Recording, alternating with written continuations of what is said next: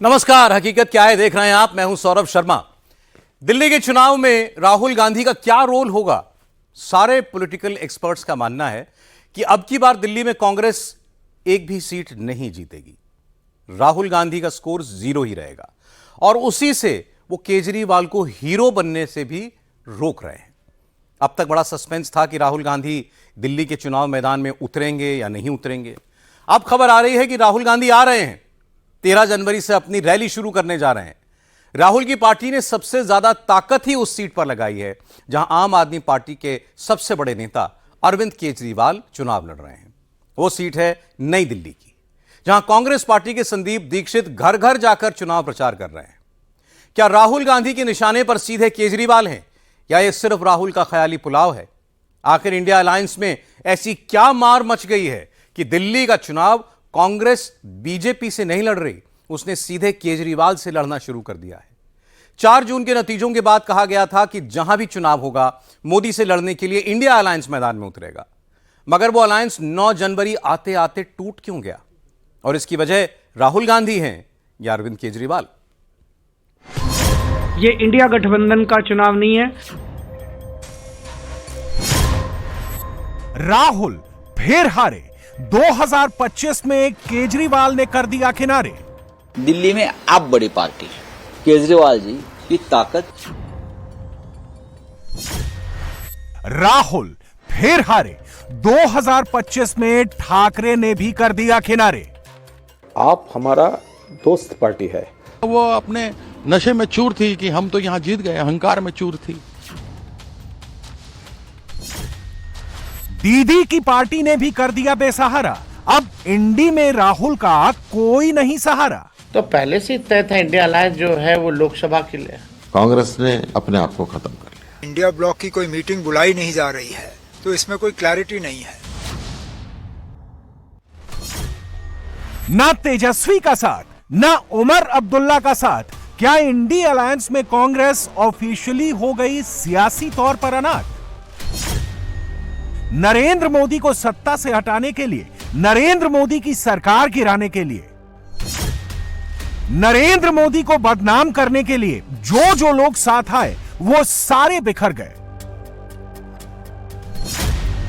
दिन रात मोदी को टारगेट करने वाले सारे सियासी चेहरे एक साथ मिलकर राहुल पर ही टूट पड़े।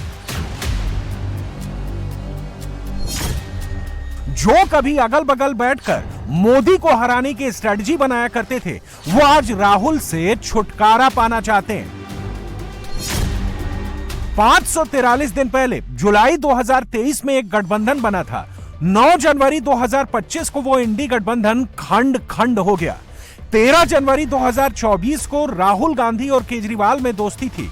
363 दिन बाद 9 जनवरी 2025 को वो दोस्ती भी टूट गई। अप्रैल 2024 में राहुल अखिलेश की पहली ज्वाइंट रैली हुई थी।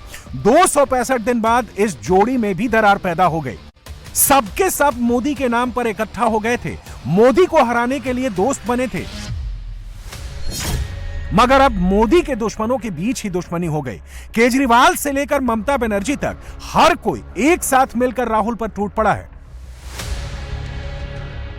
24 में नरेंद्र मोदी के खिलाफ जो सबसे बड़ी स्ट्रेटजी बनी थी, वो रणनीति थी, जो रणनीति थी वो फेल हो गई है। दिल्ली में सबसे बड़े अलायंस का द एंड हो गया है और मोदी को 8 फरवरी को दिल्ली जीतने वाला रूट दिख गया है। We have your back. दीदी की पार्टी ने यह लिखा तो केजरीवाल की पार्टी के लिए है, लेकिन इसमें साफ साफ मैसेज राहुल गांधी के लिए है। पहले राहुल गांधी और अरविंद केजरीवाल साथ में ऐसे बैठते थे, ऐसे दिखते थे। राहुल तो 24 के लोकसभा चुनाव में बाकायदा ये तक कहते थे कि वो आम आदमी पार्टी को वोट देंगे और केजरीवाल कांग्रेस को वोट देंगे। ये अजीब सी बात है, केजरीवाल जी कांग्रेस पार्टी का बटन दबाएंगे और मैं आम आदमी पार्टी का बटन दबाऊंगा। मैं आम आदमी पार्टी का बटन दबाऊंगा। मैं आम आदमी पार्टी का बटन दबाऊंगा। मगर राहुल और केजरीवाल का यह भाईचारा सिर्फ 2024 के लिए था। 2025 में पूरा सियासी सीन बदल गया। अब अलायंस में दरार पैदा हो गई है। राहुल केजरीवाल के बीच की दूरी बहुत ज्यादा बढ़ गई है। केजरीवाल ने खुद मुहर लगा दी है। दिल्ली का चुनाव आम आदमी पार्टी और बीजेपी के बीच में है। ये इंडिया गठबंधन का चुनाव नहीं है। जो भी हमें समर्थन मिल रहा है, मैं उन सभी पार्टियों का दिल से शुक्रिया अदा करता हूं। वो हमें समर्थन दे रहे हैं। ममता दीदी ने समर्थन दिया और अखिलेश जी ने समर्थन दिया। ठाकरे जी की भी पार्टी शायद समर्थन दे रही है। मैं सब लोगों का शुक्रिया अदा करता हूं जो जो हमें आशीर्वाद दे रहे हैं। केजरीवाल दिल्ली में नरेंद्र मोदी से नहीं, राहुल गांधी से लड़ रहे हैं। अटैक भी ऐसे वैसे नहीं, केजरीवाल राहुल के करीबी नेताओं को भी टारगेट कर रहे हैं। उन्हीं में से एक हैं दिल्ली के पूर्व सीएम शीला दीक्षित के बेटे संदीप दीक्षित, जिन्हें केजरीवाल बीजेपी का मोहरा बता रहे हैं। और आम आदमी पार्टी कांग्रेस के लिए बीजेपी की बी टीम वाली स्क्रिप्ट फैला रही है। बीजेपी उनको कहती है, वो तो बीजेपी का मोहरा है। बीजेपी कहती है चेस के अंदर एक कदम चल तो वो एक कदम चलता है। वो कहते हैं 2 कदम चल तो वो 2 कदम चलता है। वो कहते हैं राइट मुड़ जाओ तो वो राइट मुड़ जाता है। वो कहते हैं लेफ्ट मुड़ जाता है। वो कहते हैं केस करके आ तो वो केस करता है। वो कहते हैं इन आदमियों को खरीद ले तो वो आदमी तो वो तो साहब जो चाहे कह लेना, उनके कहने से क्या जाता है। वो तो इस बात को आज तक नहीं एक्सप्लेन कर पा रहे हैं कि ये बाकी राज्यों में कहां पहुंच जाते हैं कांग्रेस को हराने। एक राज्य मुझे बता दीजिए जहां इन्होंने चुनाव लड़ा हो और भारतीय जनता पार्टी को हराया हो। हर जगह ये कांग्रेस का वोट काटते हैं। जब कांग्रेस का वोट कटता है तो बीजेपी विजयी होती है। हरियाणा देख लीजिए, उत्तराखंड देख लीजिए, हिमाचल में भी ये लोगों ने कई हमारी सीटें काटी। वो तो वोट इतना पड़ रहा था कि हम चुनाव जीत गए। गुजरात में यही किया, गोवा में यही किया। बताओ ना भाई, आपने कहीं इस बात को सुनिश्चित किया हो कि बीजेपी हार रही हो? आपने तो हर जगह बीजेपी की मदद की है ना, तो पता है बी टीम कौन है। यह हालत तब है जब राहुल गांधी दिल्ली की सियासी पिच पर अभी उतरे नहीं हैं। वो अभी भी मिल्क शेक वाले वीडियो ही बना रहे हैं, अपने वीडियो के व्यूज ही बढ़वा रहे हैं। रिपोर्ट्स के मुताबिक राहुल 13 जनवरी को दिल्ली में अपनी पहली चुनावी सभा करेंगे। मगर उससे पहले अखिलेश भी राहुल से दूरी बना चुके हैं। दीदी भी दिल्ली में राहुल को टाटा बाय बाय कह चुकी हैं, केजरीवाल को समर्थन दे चुकी हैं। उद्धव ठाकरे से लेकर तेजस्वी यादव और उमर अब्दुल्ला तक हर कोई केजरीवाल का नाम ले रहा है। राहुल को साइडलाइन कर चुका है। इंडी का द एंड हो गया है। हर खेमा अब खुलकर कहने लगा है और यह राहुल गांधी के लिए चुनाव से पहले बहुत बड़ा झटका है। हमारा जो अलायंस बनाया था इंडिया ब्लॉक का, वो लोकसभा के लिए बना था। तो आप उनको हर चुनाव से मत जोड़िए। कांग्रेस तो नेतृत्व कर रही है इंडिया ब्लॉक, लेकिन केजरीवाल जैसे नेता को कंडेम करना, उनको देशद्रोही करार करना, इस प्रकार से कैंपेन करना, उससे हम सहमत नहीं है। आम आदमी पार्टी, केजरीवाल जी की ताकत सबसे ज्यादा है और माहौल ये है कि दिल्ली में आम आदमी पार्टी चुनाव जीत रही है और अच्छे मार्जिन से जीत रही है। और बीजेपी तो वहां जीतने नहीं जा रही है, न कांग्रेस जीतेगी। अभी जो सिचुएशन है तो हमारा दोस्त पार्टी है आम आदमी पार्टी, अरविंद केजरीवाल जी, और हम लोग चाहते हैं ये भाजपा फिर से हरे और आपका जो सरकार है वो चलते रहे। इंडिया ब्लॉक की कोई मीटिंग बुलाई नहीं जा रही है, तो इसमें कोई क्लैरिटी नहीं है, ना लीडरशिप को लेके, ना एजेंडा को लेके, ना आगे क्या हम रहेंगे या नहीं रहेंगे इसको लेके। शायद दिल्ली के इंतखाबात हो जाएं, उसके बाद अच्छा ये होगा कि इंडिया ब्लॉक के तमाम जो हिस्सेदार हैं उनको बुलाया जाए और इस पर क्लैरिटी हो। अगर ये सिर्फ पार्लियामेंट इलेक्शंस के लिए था, इसको वाइंड अप करिए, फिर हम अपना काम अलग से करेंगे। दिल्ली में इंडी अलायंस के द एंड ने यह भी साबित कर दिया कि राहुल गांधी LOP के तौर पर फेल हो गए। राहुल का काम था सबको साथ लेकर चलना, लेकिन बारी बारी सब बिछड़ गए। लेफ्ट ने भी साथ छोड़ दिया। राहुल लीडर ऑफ ऑपोजिशन से लीडर ऑफ कांग्रेस बनकर रह गए। दिल्ली को बचाने की बात है और दिल्ली को बचाने के लिए बीजेपी को हराना हमारा फोकस है। हमारी पार्टी दिल्ली में लेफ्ट पार्टीज के साथ मिलकर कौन सी सीट पर कौन बीजेपी को हरा सकता है, उसी के हिसाब से उस आकलन के हिसाब से, उस विश्लेषण के हिसाब से जहां हमारे पार्टी के वोटर है, बेस है, हम तय करेंगे। अब सवाल है कि विपक्ष की सारी पार्टियां राहुल से मुंह मोड़कर केजरीवाल क्यों कर रही हैं? दिल्ली का ऐसा कौन सा अंकगणित है जिसका डर केजरीवाल को सता रहा है, इसलिए वो कांग्रेस से दूरी बना रहे हैं? और 2 दिन से लगातार अपनी टाइमलाइन पर इंडी अलायंस के बाकी पार्टनर्स के लिए थैंक यू वाला पर्चा चिपका रहे हैं।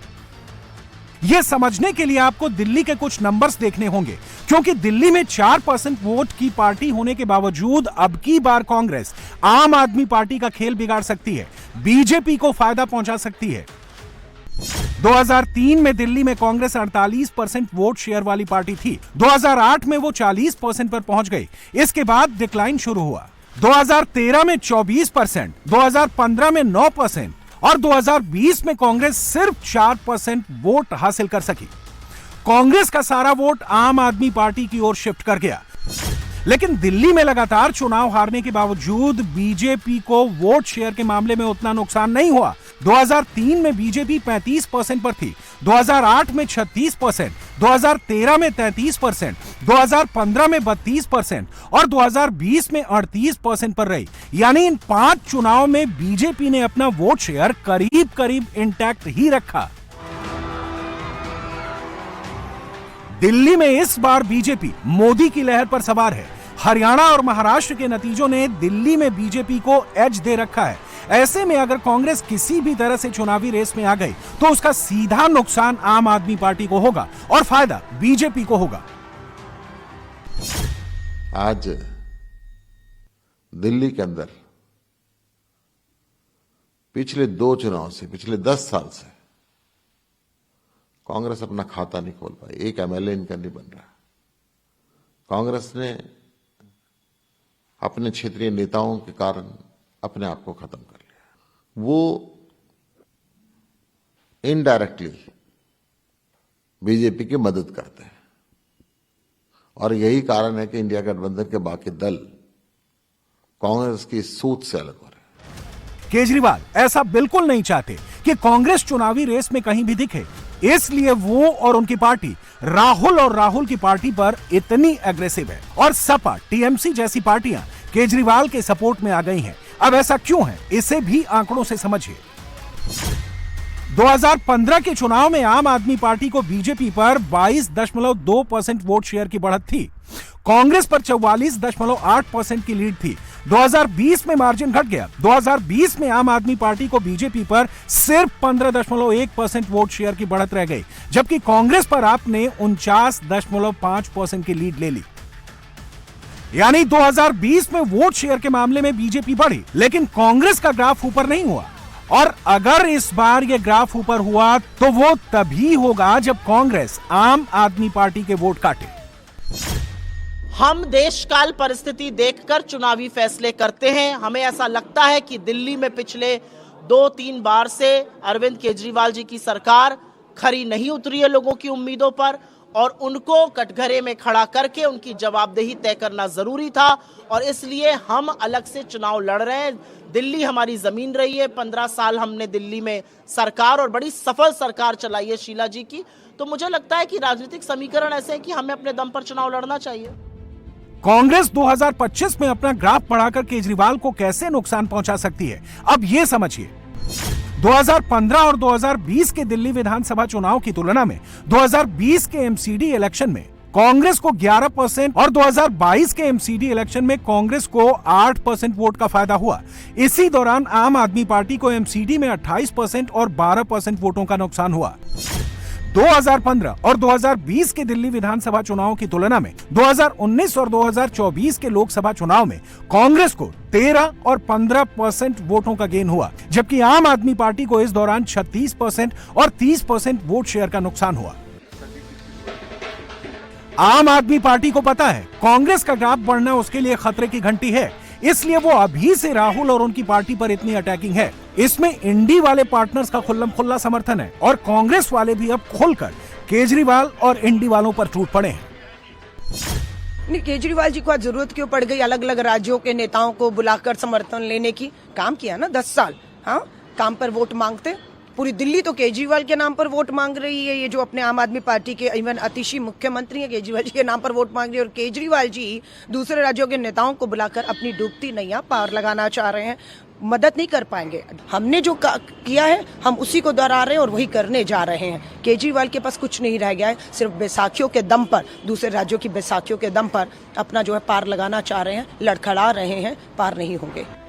इंडी में राहुल की पार्टी को लेकर छिड़ी इस उठापटक की एक और वजह भी है, क्योंकि 2014 के बाद से ही देश ने देखा है कि जहां जहां जिन राज्यों में बीजेपी की सीधी टक्कर कांग्रेस से हुई है, वहां मोदी की ही जीत हुई है। 2014 के लोकसभा चुनाव में बीजेपी और कांग्रेस की 189 सीटों पर सीधी टक्कर हुई। इसमें 88% सीटें बीजेपी ने जीती। 2019 में 190 सीटों पर बीजेपी और कांग्रेस की डायरेक्ट फाइट हुई। यहां भी 92% सीटें बीजेपी ने जीती। इसी तरह 2024 में बीजेपी और कांग्रेस के बीच 215 सीटों पर सीधी टक्कर हुई। यहां भी 71% के स्ट्राइक रेट के साथ बीजेपी ने 153 सीटें जीती। दिल्ली विधानसभा चुनाव के लिए भी कांग्रेस का दावा है कि कम से कम 50 सीटों पर बीजेपी की उससे सीधी टक्कर है और अगर ये फाइट हुई तो एज बीजेपी को ही है। इसलिए केजरीवाल और इंडी के दूसरे पार्टनर्स राहुल पर टूट पड़े हैं। इंडी में फूट की बातें करने लगे हैं और बीजेपी अंदर ही अंदर खुश हो रही है। जब ये सारे दल मिलकर हमारे खिलाफ दिल्ली में लड़े, अभी हाल ही में लोकसभा का चुनाव हुआ, 55% से ज्यादा वोट लोकसभा में भारतीय जनता पार्टी के उम्मीदवारों को मिला है। और अब तो ये अलग अलग लड़ रहे हैं। ये मिलके लड़े तब हमने चिंता व्यक्त की नहीं, अब ये अलग अलग लड़ रहे हैं, हमें कोई चिंता नहीं है। हमें चिंता दिल्ली की है। अब ये बहुत कुछ करेंगे, क्योंकि जब इंसान चुनाव हार रहा होता है तो डूबते को तिनके का सहारा, वो तिनके तिनके ढूंढ रहे हैं लेकिन ढूंढ नहीं पाएंगे।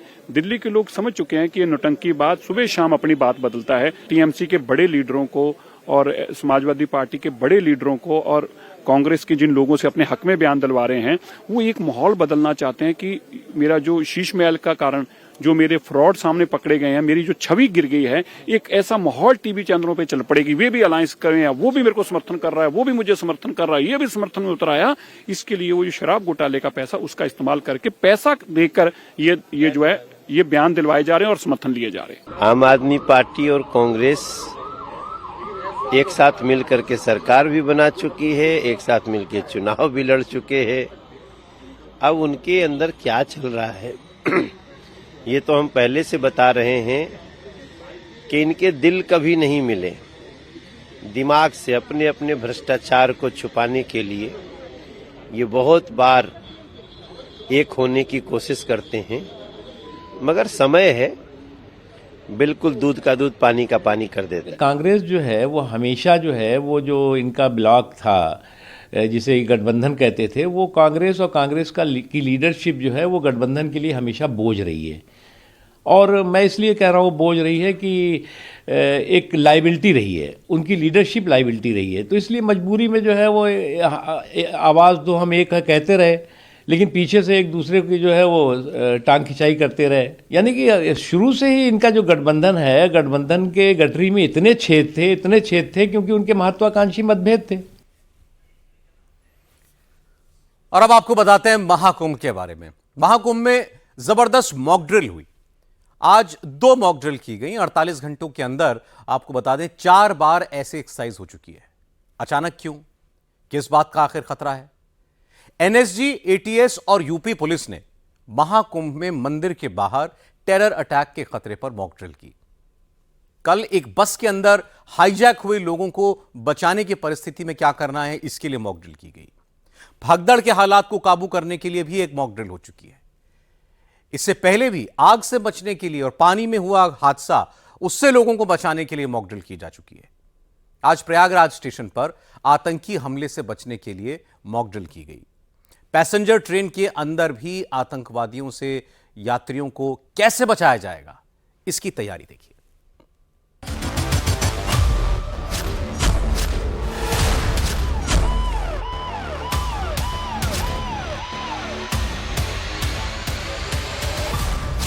महाकुंभ में आतंकी हमला हुआ तो फेल कर देंगे।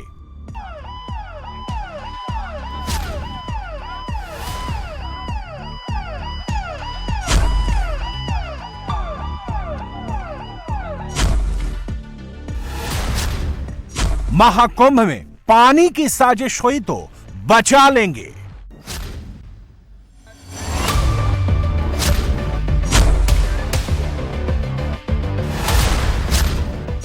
महाकुंभ में हवा से अटैक हुआ तो नाकाम कर देंगे।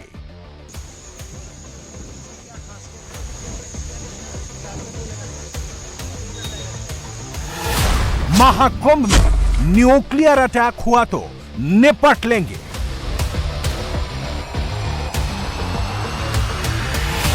महाकुंभ में भगदड़ मची तो संभाल लेंगे।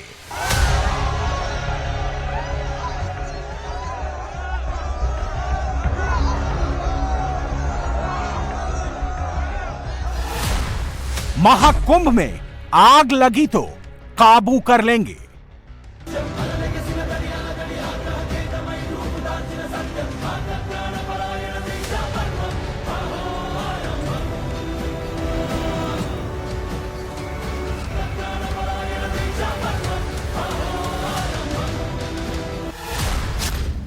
बाबा का जमाना, महाकुंभ आना, मत घबराना। हवाई नहीं है ये बातें। महाकुंभ में सेफ्टी को लेकर पूरी सॉलिड तैयारी है। अगर साजिश की, अगर कोई भी गलती की, जरा सा भी खलल डाला तो भुगतना होगा, क्योंकि महाकुंभ में योगी ने वर्ल्ड क्लास सुरक्षा की गारंटी दी है। और योगी की गारंटी का मतलब क्या होता है सबको पता है। लिहाजा महाकुंभ की पूरी सिक्योरिटी एजेंसीज कोई चूक ना हो, लिहाजा 13 जनवरी से पहले हर आशंका, हर खामी को दूर कर लेना चाहती हैं। लगातार सेफ्टी इंतजाम को लेकर रिहर्सल किए जा रहे हैं। खुद योगी महाकुंभ के मैनेजमेंट को मॉनिटर कर रहे हैं। महाकुंभ के महास्नान से पहले योगी भी अपनी तरफ से संतुष्ट हो जाना चाहते हैं। 2 दिन योगी प्रयागराज में रहेंगे।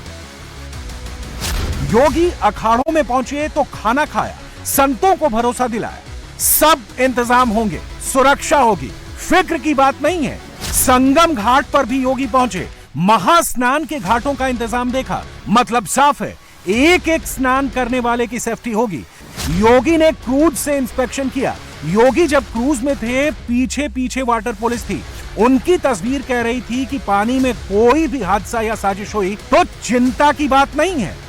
टेंट सिटी भी योगी पहुंचे, इंतजाम देखा, अफसरों को निर्देश भी दिया, महाकुंभ में न संत को न भक्त को दिक्कत हो। 56 थाने अतिरिक्त बनाए गए हैं। एक एक गतिविधि पे नजर रखने के लिए या ये टूल के माध्यम से एक एक गतिविधि पे नजर रखी जा रही है। एंटी ड्रोन सिस्टम यहां पर स्थापित हो चुका है। हर एक कार्य को बहुत अच्छे ढंग से व्यवस्थित करते हुए पर्याप्त मात्रा में सीसीटीवी कैमरे का कवरेज भी दिया गया है। महाकुंभ के इस पूरे आयोजन के साथ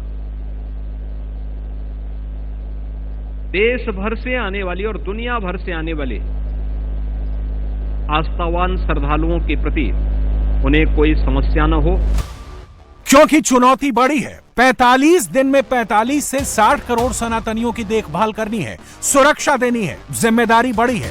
इसीलिए योगी महंतों, संतों से पर्सनली मिलकर निश्चिंत हो जाना चाहते हैं। अब सवाल है कि योगी इतने निश्चिंत क्यों हैं? भरोसे का संदेश दे रहे हैं। उसकी एक तस्वीर ये है। प्रयागराज में एक दिन खबर फैली कि शहर के बालसन चौराहे पर एक बस को हाईजैक कर लिया गया है। आतंकियों ने बस में 25 लोगों को बंधक बना लिया है। खबर जैसे ही फैली, लोग सख्ते में आ गए। बालसन चौराहे की तस्वीर भी सामने आ गई। एनएसजी कमांडो, एटीएस और प्रयागराज पुलिस को बालसन चौराहे पर मोर्चा लेने के लिए बोला गया। इंफॉर्मेशन मिलने के बाद एनएसजी, एटीएस और प्रयागराज पुलिस मौके पर पहुंच गई। बस खड़ी थी, चारों तरफ से बस को एनएसजी, एटीएस कमांडो ने घेर लिया। 3 लेयर में कमांडोज ने बस के चारों तरफ पोजीशन ली। पहले चारों तरफ से घेरा गया, फिर खिड़की से पोजीशन ली गई। जब संदिग्ध को लगा कि चारों तरफ से वो घिर गए हैं, फिर कमांडो बस में दरवाजे से घुसे। एक एक संदिग्ध कमांडोज के निशाने पर था। फिर एक एक करके 25 लोगों को उतारा गया। करीब आधे घंटे तक ऑपरेशन में सभी आतंकियों को पकड़कर 25 लोगों को सकुशल छुड़ाया गया। बाद में पता चला कि यह कोई थ्रेट कॉल नहीं थी, बल्कि प्रयागराज महाकुंभ में किसी भी आतंकी हमले से निपटने की प्रयागराज पुलिस, एनएसजी और एटीएस की ज्वाइंट मॉक एक्सरसाइज थी। माननीय मुख्यमंत्री जी की जो विजन है सुरक्षित कुंभ के संबंध में, उसी के तहत आज एक रिहर्सल, एक ड्रिल यहाँ पर प्लान की गई थी, जिसमें कि हमारी एनएसजी की टीम ने, एटीएस की टीम ने, हमारे बॉम्ब डिस्पोजल स्क्वाड की टीम ने, लोकल पुलिस के द्वारा, सभी स्टेक होल्डर्स के द्वारा यहाँ पर शामिल रहकर के इस ड्रिल को कराया गया, रिहर्स कराया गया। इसमें एक जो आकस्मिक सिचुएशन जो है उसको यहाँ पे रिहर्स किया गया है और पूरी तरह से सुनिश्चित किया जा रहा है कि जो कुंभ मेला आयोजित हो रहा है उसको पूर्ण सुरक्षित एटमॉस्फेयर में किया जाए। योगी सरकार और उनकी पुलिस मॉक ड्रिल करके ये मैसेज महाकुंभ में आने वालों को दे रही है कि घबराना नहीं है, महाकुंभ सेफ होगा और सफल होगा। साथ ही साथ देश के दुश्मनों को भी आगाह कर रही है कि कोई भी हिमाकत की तो फैसला ऑन द स्पॉट होगा। आतंकी हमले से निपटने के लिए सेफ्टी के इंतजाम पुख्ता किए गए हैं। एनएसजी कमांडो, जिनकी महाकुंभ में 2 टुकड़ियां तैनात रहेंगी, एटीएस कमांडो, जिनकी 4 टुकड़ियां तैनात रहेंगी, एसटीएफ कमांडो, जिनकी 3 टुकड़ियां तैनात रहेंगी, बम स्क्वाड, जिनकी 6 टीमें तैनात रहेंगी। महाकुंभ में आने वाले वीआईपी मेहमानों की सुरक्षा के लिए भी स्पेशल अरेंजमेंट है। 20 स्नाइपर, 3 स्निफर डॉग, 4 स्वान टीम तैनात रहेंगी। 30 स्पॉटर्स की टीमें चप्पे चप्पे पर अलर्ट देंगी। 26 एंटी सबोटाज टीम तैनात रहेगी। 45 करोड़ सनातन की सुरक्षा का जिम्मा है। तो खतरे भी बड़े बड़े हैं, लेकिन हर खतरे, हर आशंका का योगी सरकार ने सॉल्यूशन निकाल रखा है। मसलन nuclear, chemical, radioactive material, bioweapon, heavy bomb, rocket, किसी से भी अगर दुश्मन हमले की साजिश करता है तो उससे निपटने के मुकम्मल इंतजाम हैं। ये इंतजाम सिर्फ कागजी नहीं है, इनकी टेस्टिंग भी कर ली गई है। वो मशीनें कुंभ मेला क्षेत्र में पहुंचा दी गई हैं जो हिंदुओं को केमिकल, न्यूक्लियर रेडिएशन और बायो वेपन के अटैक से बचाएंगी। केमिकल अटैक से सुरक्षा के लिए गृह मंत्रालय ने 25 एक्सपर्ट की टीम बनाई है, जिनकी training Narora atomic power station में हुई है। प्रयागराज के स्वरूप रानी अस्पताल में CBRN वार्ड बनाए गए हैं। एटॉमिक एनर्जी बॉम्बे के एक्सपर्ट तैयारियों के लिए खुद प्रयागराज में 2 बार ड्रिल कर चुके हैं। पहली ड्रिल दिसंबर में और दूसरी जनवरी में। डिपार्टमेंट ऑफ एटॉमिक एनर्जी के एक्सपर्ट्स जो बॉम्बे से आए थे उनके द्वारा किया गया है।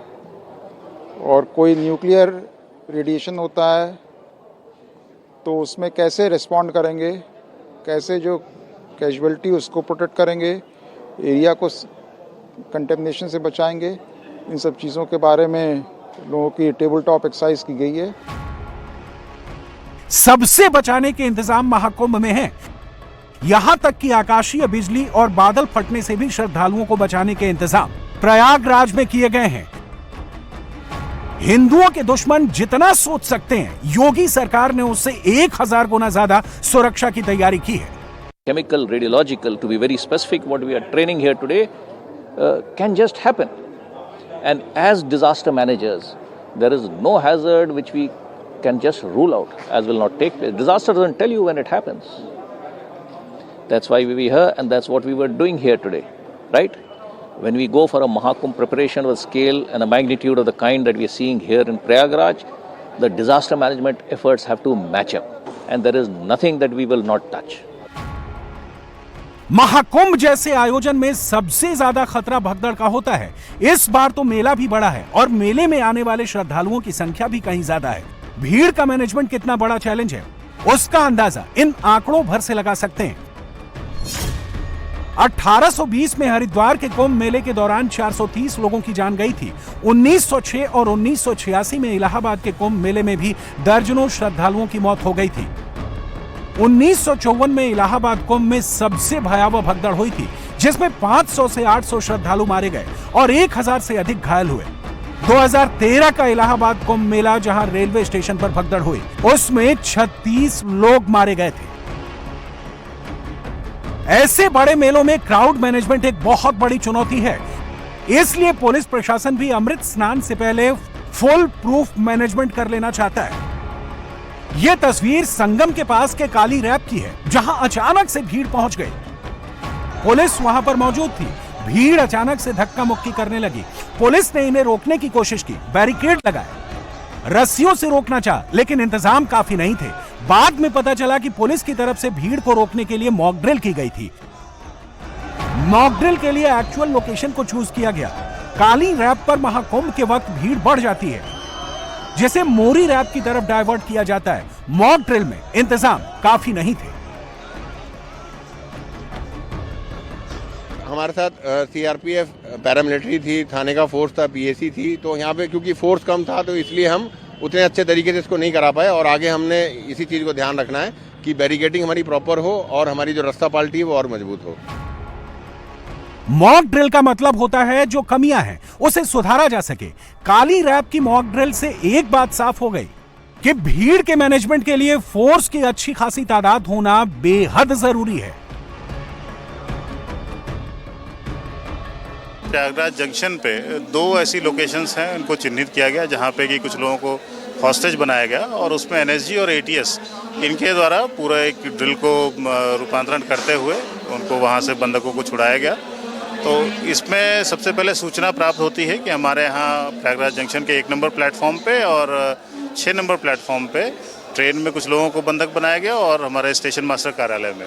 तो रेलवे सुरक्षा बल और जीआरपी इन्होंने पहले तो पूरे एरिया को कार्डन ऑफ कर लिया और उसके बाद एटीएस और एनएसजी की टीमों ने अपना काम करते हुए यहाँ पे आगे इन लोगों को रेस्क्यू किया, जिसमें कि 2 लोगों को इन लोगों ने जो गतिविधियों में संलिप्त थे उनको मारा है और उसके पास से पिस्टल्स और अन्य हथियारों को बरामद करके इस पूरी कार्रवाई को अंजाम दिया है। और ये पूरी एक मॉक ड्रिल थी जस्ट कि कोई भी आपदा की स्थिति में हम किस तरह से तैयार हैं, सारी टीमों को संयुक्त रूप से किस तरह से काम करना है, किसी भी तरह का कम्युनिकेशन गैप ना हो, उसका एक रिहर्सल ये किया जाता है। महाकुंभ के 45 दिन तक 45 करोड़ यात्री आएंगे, जिसमें सबसे ज्यादा ट्रेन से श्रद्धालुओं के आने का अनुमान है। रेलवे 13,000 ट्रेन चलाएगा, जिसमें से 3,000 विशेष ट्रेनें होंगी। मौनी अमावस्या स्नान पर्व पर 500 से अधिक स्पेशल ट्रेनें चलाई जाएंगी। माना जा रहा है कि सिर्फ ट्रेन से 10 करोड़ यात्री आ सकते हैं।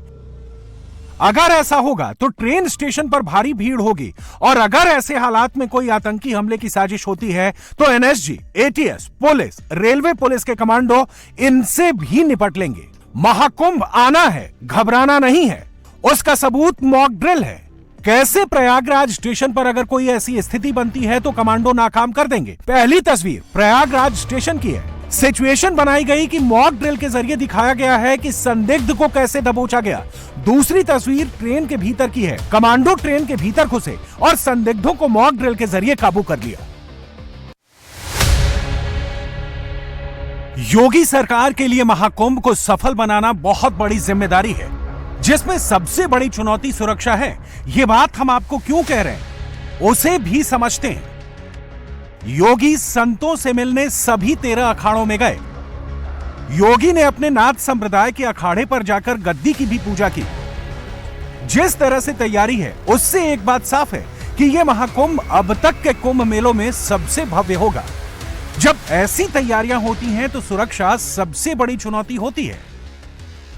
45 दिनों के लिए इतने भव्य स्ट्रक्चर तैयार किए गए हैं, इतने बड़े बड़े पंडाल बनाए गए हैं। ये स्ट्रक्चर टेम्परेरी है, लकड़ी, प्लाई के या फिर प्लास्टर ऑफ पेरिस के बने होंगे। चुनौती इस बात की है कि महाकुंभ के तमाम इंतजाम होंगे। यहां पर सेफ्टी के हिसाब से बड़ा खतरा आग का है। हादसा लापरवाही से होता है और टाइम बताकर नहीं आता है। अगर ऐसी चुनौती सामने आती है तो उससे निपटने के लिए भी योगी ने एक ट्रेंड फायर टीम तैनात कर रखी है।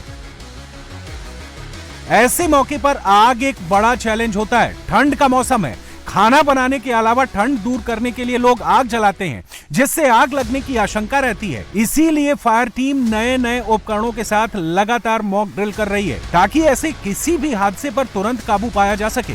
इस मॉक ड्रिल में देख सकते हैं कि अगर किसी टेंट में आग लग गई है तो कैसे हॉज पाइप और नई तकनीक से तुरंत आग पर काबू पा लिया गया। महाकुंभ में लगी फायर टीम नई तकनीक के फायर इक्विपमेंट से लैस है। सिर्फ यही नहीं, फायर पुलिस एक एक श्रद्धालु को आग से बचने वाले जैकेट में लपेट कर बचा लाएगी। फायर सर्विस टीम ने अपने ऑपरेशन के 3 पॉइंट पर फोकस किया है। इमरजेंसी अलार्म सक्रिय करने की मॉक ड्रिल, जिसमें यह सुनिश्चित करना कि किसी भी आपात स्थिति में तुरंत और प्रभावी कार्रवाई की जा सके। सुरक्षित निकालने की एक्टिविटी की ड्रिल, श्रद्धालुओं को सुरक्षित निकालने के लिए सही दिशा में भीड़ को कंट्रोल करना, फायर सेफ्टी के उपकरणों की ट्रेनिंग, आग लगने जैसे हालात में फायर ब्रिगेड और सुरक्षा कर्मियों के एक्टिव होने की जांच करना। फायर डिपार्टमेंट ने एटीवी की तैनाती की है, जो किसी भी तरह के इलाके में आग बुझाने में सक्षम है। आग बुझाने के लिए रोबोट और फायर मिस्ट बाइक लगाई गई है। फायर ब्रिगेड के 365 वाहन 24 घंटे अलर्ट मोड पर रहेंगे। अग्निशमन नौकाएं भी तैनात की गई हैं, जो पंटून पुल, टेंट, हाउस बोट में आग लगने पर फौरन निपट सकती हैं। मुख्यमंत्री योगी एक एक पॉइंट को चेक करने का निर्देश दे रहे हैं। योगी कितने ज्यादा महाकुंभ को लेकर एक्टिव हैं, इसी से समझ सकते हैं कि 34 दिन में महाकुंभ में योगी का ये छठा दौरा है। मकसद सिर्फ एक है, सेफ और सफल महाकुंभ का आयोजन हो। इसीलिए सारी सुरक्षा एजेंसियां भी खुद को हर हालात से निपटने के लिए तैयार होना चाहती है।